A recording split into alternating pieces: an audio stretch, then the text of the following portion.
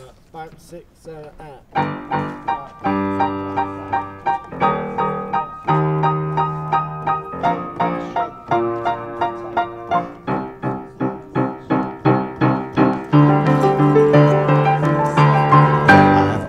In my career had this inferiority thing about when I walk into a studio or I'm dancing with somebody, and the people who are like physical first, the people who have amazing technique and amazing explosive power as a dancer, that I always felt like I couldn't do that, and I always felt like I'd like to be that good. And since I'm not that good, how do I gain the opportunity? And so I learned that you could get the opportunity to do what you wanted to do by understanding that it's all about communication.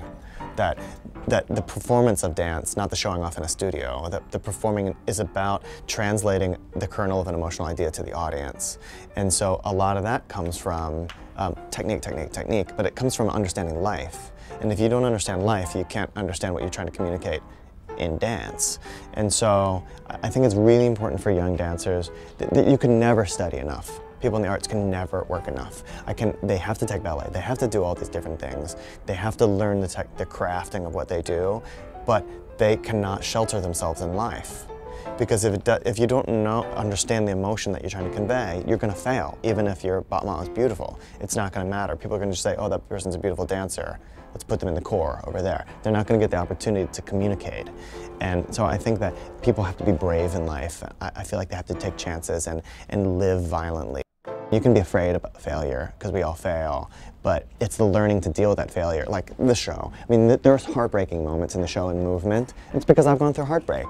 Like, I've known what a really bad breakup feels like when you truly love somebody, or when you truly want something and you don't get it, or when you truly want something and you get it. That's why there's moments of poignancy in the show, not because the dancing's beautiful, but because the dancing met the idea head on, and we knew how, as human beings, to accomplish that.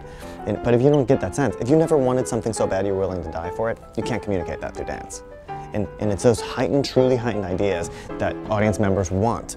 That's what they're moved by. They're not moved by the commonplace, although there's a lot of great art about commonplace. They're truly moved, I think, by things that are dramatic. I mean, finding love, losing love, colors of life. I mean, those are the things. And if we don't learn like life as our classroom, then you have a limited palette of the colors you can paint with. And so I think that's really important. But that goes side by side with you can never stop training. The training is just vital. It's vital.